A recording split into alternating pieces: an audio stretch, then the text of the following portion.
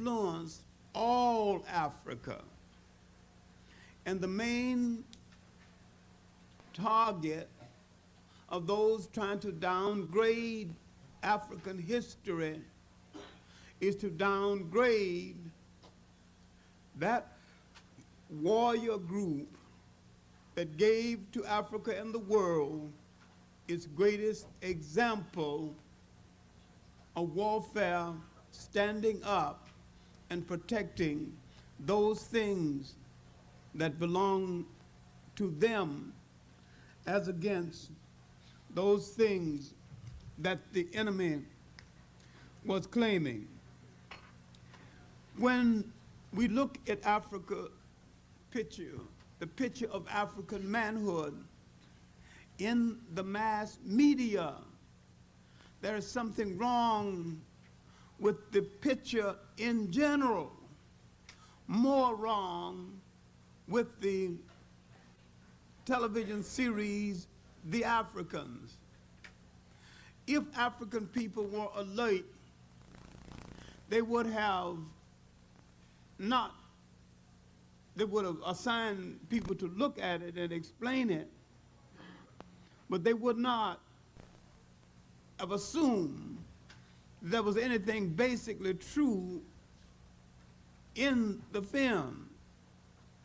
Do you expect South Africa, who put up most of the money, to have anything true and complimentary about a people who fought to keep all Europeans out of Africa, especially the Boers, and whose war with the Zulus drained them to such an extent they could not establish the republic inside South Africa or Southern Africa that they wanted to establish? Once you check out who's doing something and the motivation for doing, you will know what to expect. The picture, the series of the downgrading of Zulu womanhood and manhood. And it came soon after another slick job, slicker than the Zulus, a series called The Africans. Now, if you knew African history, you could see the downgrading in The Africans. But The Africans was done by a mass imperial in the world, this is true across the board, was once colonized by someone else. And that's where they got the idea of dominating others, because they were once dominated. The British were once a colony. All right, and so once they freed themselves from being a colony and remembered being a colony, they decided to colonize. All right, now, a group called the Mtiwa took over with the colonial masters of the Zulus. The father, the Zulu king, who's going to become Chaka's father, headed the regular Zulu group, while another king, Jobe, headed the dominant group. Ninda, who is going to be Chaka's mother, came out of the dominant group. In other words, she had a higher royal status than the man she married. The dialogue between them was a disgrace. Zulu dialogue, Zulu courtship is just something else. I mean, they sing praise songs to a woman, and they hire a poet to compose poetry and stand in her path and recite it to her. While you stand aside and see what impression it makes on her. I mean, the courtship is an elaborate thing. All of this before you consult her family, the two families consult themselves to see if there's a possibility of you getting together. All of this, you ain't touched her. You created elaborate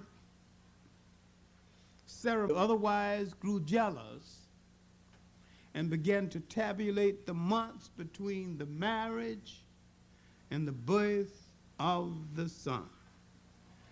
They assumed or said or proved or insinuated that the child had arrived too early, that there must have been some kind of relationship before the marriage, which is against custom, because the wives or future wives of Zulu kings supposed to be drinking, liquor, lapping slob. He is overweight,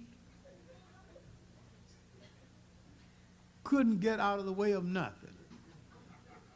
He is so naive, and the British wrote out his death warrant. And because he believed so much in the British, he signed it. So all right now, approaching 1870, he is becoming unpopular with the Zulus. He has produced a strong son who is now a favorite among the Zulus. The son is Kechewayo.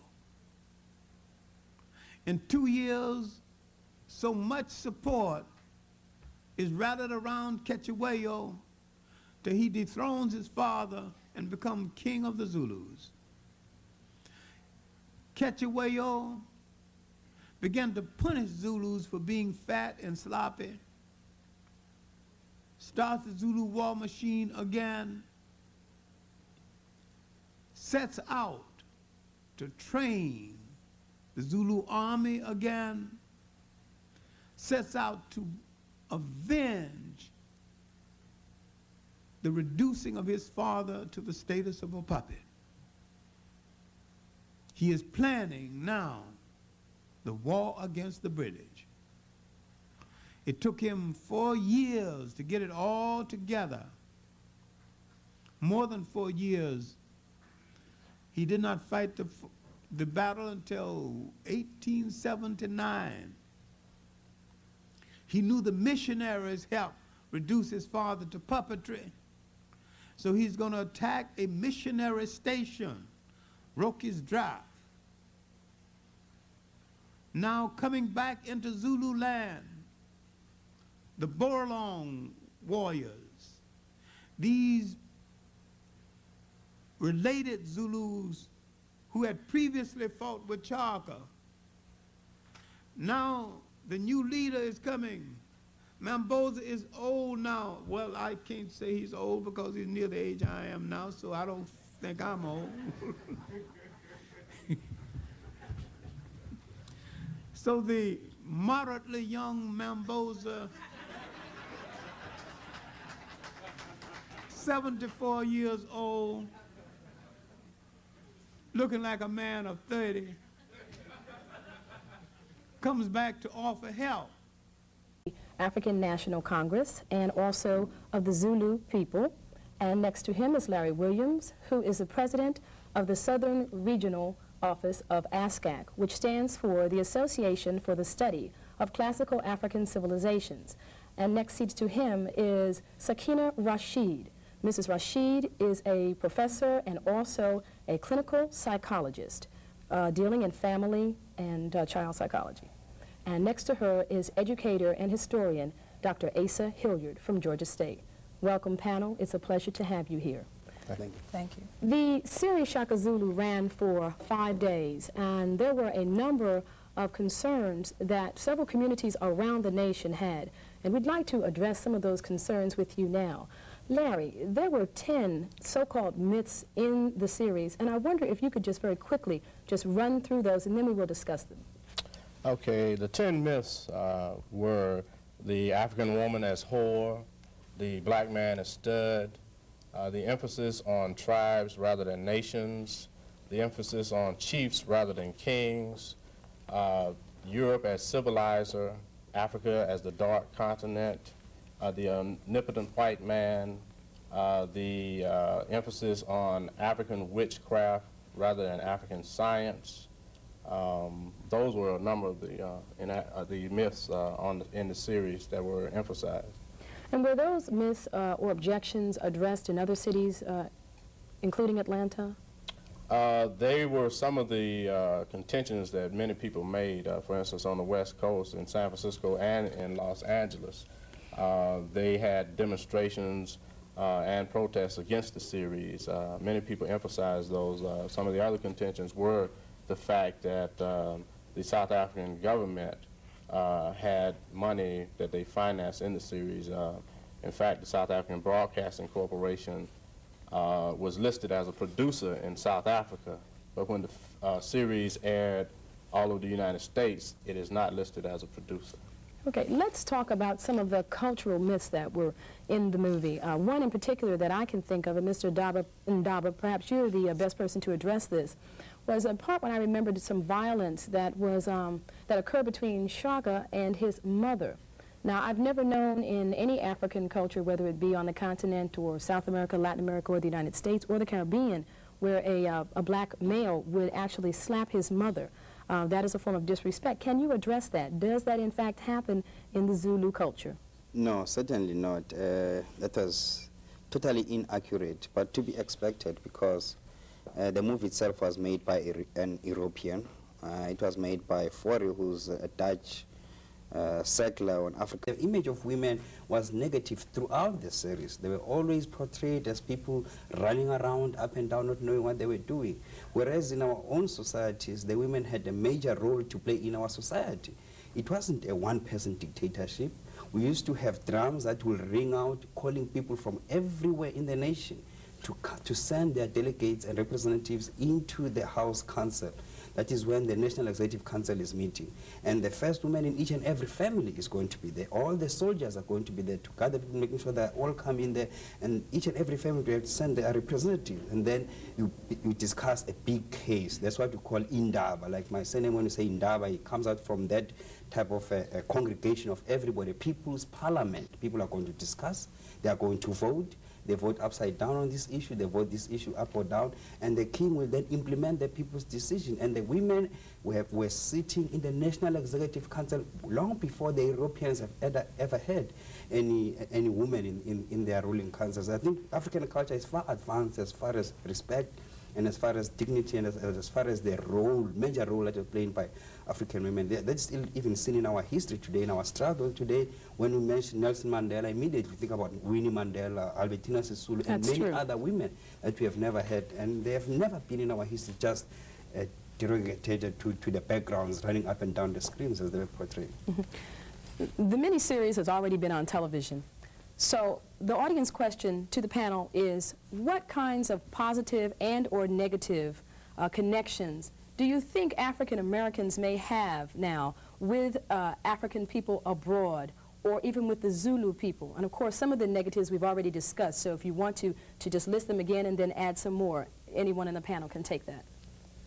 Well, I'd like to say that there is a growing number of African Americans who are seeking to know our African heritage and who identify very strongly with Africa and African people, and that identity is a positive identity. Look positively upon Africa and African people.